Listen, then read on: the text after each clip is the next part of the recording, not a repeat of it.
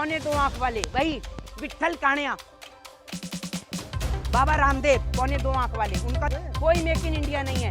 सिर्फ पहले साइकिल पर मठा देखो, बाबा रामदेव जी, आहा, बड़ी जल्दी याद दिलाया, बहुत सुपर फास्ट आपने याद दिलाया कि आप जैसे कई पत्रकारों का पेट जो है वो तलवे चाटने से पूरी तरीके से भर चुका है। बात हो रही है देश की जनता की, तलवे चाटने वाले पत्रकारों की नहीं। कि क्या भारतीय जनता पार्टी के अंदर सारे के सारे नेता राजा हरिश्चंद्र की छठी औलाद है?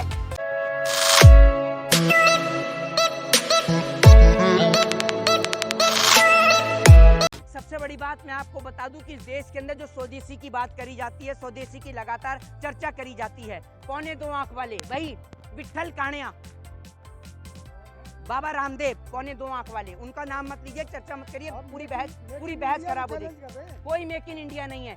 सिर्फ पहले साइकिल पर मठा देखो, बाबा रामदेव जी, आहा, बड़ी जल्दी याद दिलाया, बहुत सुपर फास्ट आपने याद दिलाया। बाबा रामदेव जी, एक चीज मुझे बता दीजिए, अब अगर आप तो वैसे बहुत साइकिल पे मठा बेचा करते थे, बहुत स्वदेशी अपना रहे हैं, तो आपके स्वदेशी प्रोजेक्ट पे भी वो लगेगी क्या जीएसटी? और अगर दूध फट जाता है तो आधी जीएसटी वापस मिल जाएगी क्या? ये तो बता दीजिए, दूध फटने पर जीएसटी वापस मिल जाएगी? सवाल का जवाब दे दीजिए।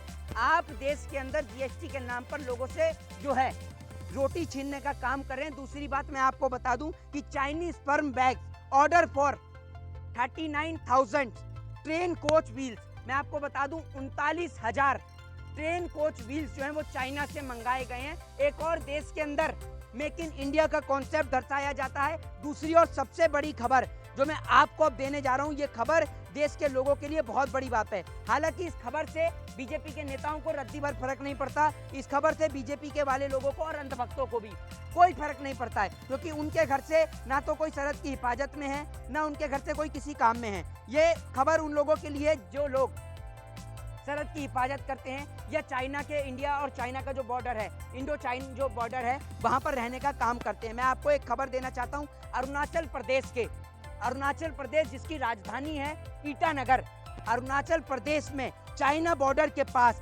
18 मजदूर लापता हैं, लेकिन प्रधानमंत्री के मुंह से एक शब्द नहीं निकल रहा है। 18 मजदूर लापता हो गए हैं देश के, लेकिन प्रधानमंत्री जी जो हैं वो सुध नहीं ले रहे हैं।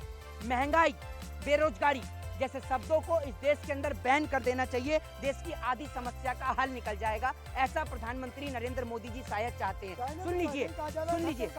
सुन लीजिए, मैं आपको बताता हूँ कितना थर-थर कांपता और कितनी लोगों की आंखें खुलती हैं, वो भी मैं आपको बताऊंगा, उस पर एक विषय से चर्चा करेंगे। पहले मैं आपको बता दूं कि इस देश के अंदर महंगाई और बेरोजगारी, जब आप सदन के अंदर जुमला जीवी जैसे शब्दों को और तमाम शब्दों को बैन कर रहे हैं, तो महंगाई, बेरोजगारी जैसे शब्दों को भी आप बैन कर दीजिए, क्योंकि आपको इसी बात से तो तकलीफ है कि विपक्ष महंगाई का इस्तेमाल करता है, बेरोजगारी का इस्तेमाल करता है, तो आप महंगाई और बेरोजगारी जैसे शब्दों को उठाकर बंद कर दीजिए। देश की आधी समस्या का समाधान आपको मिल जाएगा प्रधानमंत्री मोदी जी, क्योंकि आप जिस हिटलरशाही और तानाशाह का सपना इस हिंदुस्तान के अंदर बुन रहे हैं, जिस तानाशाही का स्वेटर आप हिंदुस्तान की सरजमी में बुन रहे हैं, वो स्वेटर आप कभी नहीं बुन पाएंगे, क्योंकि भारत देश का लोकतंत्र बाबा साहब भीमराव अंबेडकर के संविधान से चलता था, चलता है और चलता रहेगा। आपका इस देश के अंदर कोई भी किसी भी तरीके का तानाशाह का स्वेटर आप इस देश में नहीं बुन पाएंगे, क्योंकि तानाशाह का स्वेटर बुनने का प्रयास इस देश के अंदर जिस व्यक्ति ने किया है, उसका अंजाम यही हुआ है कि वो या तो भारत देश को छोड़कर चला गया है, चाहे वो इस देश के अंदर अंग्रेज हों जिन्होंने तानाशाह अपनाने की कोशिश करी, भारत देश को गुलाम बनाने की कोशिश करी। तो जिस तरीके से अंग्रेजों ने गुलाम बनाया, लेकिन जिस दिन इस देश की, हिंदुस्तान की आवाम जाग गई कि ये हमें और आपको लड़ाने का काम कर रहे हैं, उसी दिन अंग्रेजों को भगा दिया गया था। तो ठीक उसी प्रकार जिस दिन इस हिंदुस्तान की जनता नरेंद्र मोदी जैसे अंग्रेजों को पहचानने का प्रयास कर गई, उस दिन ये देश दोबारा से विजयी बन जाएगा। सस्ते दामों पर अगर सवाल देते हैं तो आप मुझे बता दीजिए कि पतंजलि में मिलने वाले प्रोडक्टों के ऊपर क्या जीएसटी नहीं लगेगी?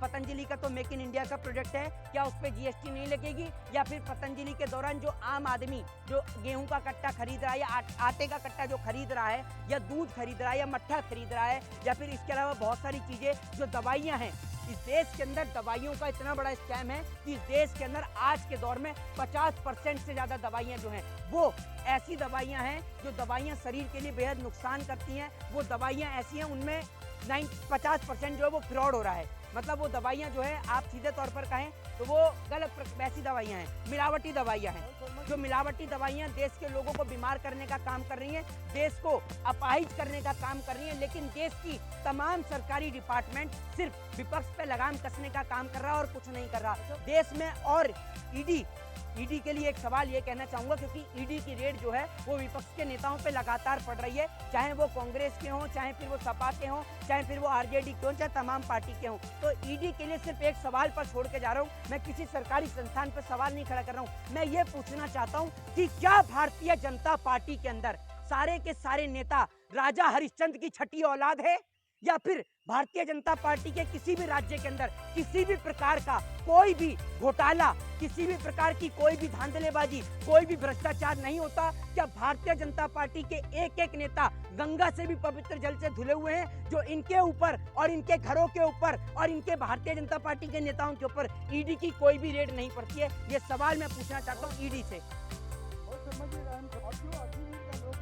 मैं आपको बता दूं, मेरे लिए मेरा कास्ट सर्टिफिकेट मेरा भारत देश का तिरंगा झंडा है, जो तिरंगा झंडा देश में अमन, चैन, शांति और भाईचारे का प्रमाण देता है। मेरे लिए मेरी जात मेरे देश का जवान, मेरे लिए मेरे जात पात मेरे देश का किसान है। मेरे देश की जवान, मेरे देश का किसान और मेरे देशभक्ति का प्रमाण मेरे देश का तिरंगा है। मैं जितना प्यार अपनी माँ से नहीं करता, उससे कई हजार गुना, 10,000 गुना ज्यादा प्यार मैं अपनी भारत माँ और अपने देश के तिरंगे से करता हूँ। और इस देश के अंदर अगर कोई लड़ाई है तो वो इसी बात की लड़ाई है कि सरहद पे खड़ा देश का जवान गोलियां जो सीने पे खाता है वो इसीलिए खाता है कि एक बार को मेरा सर झुक जाए, लेकिन मेरे देश का तिरंगा नहीं झुकना चाहिए।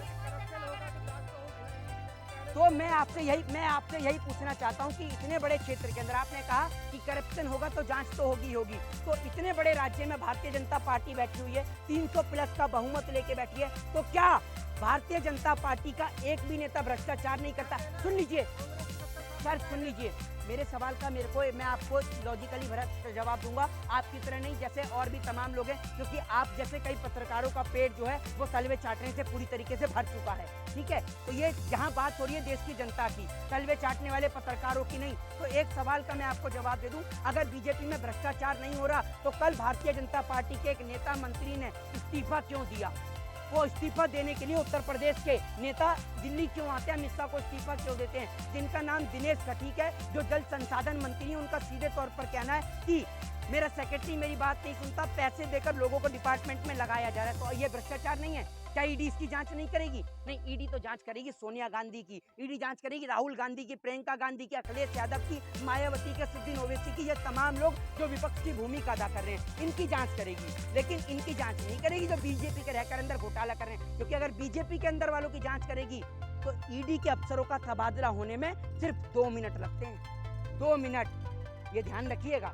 और ये काम बीजेपी करने में माहिर है, लोगों को मरवाने में, इस देश के अंदर का माहौल खराब करने में। और ये बात बोलने में अगर मेरे ऊपर मुकदमा होता है तो मैं मुकदमे से भी नहीं डरता, मैं संविधान से डरता हूँ, मैं संविधान प्रेमी आदमी हूँ। जय हिंद, जय भारत, वंदे मातरम।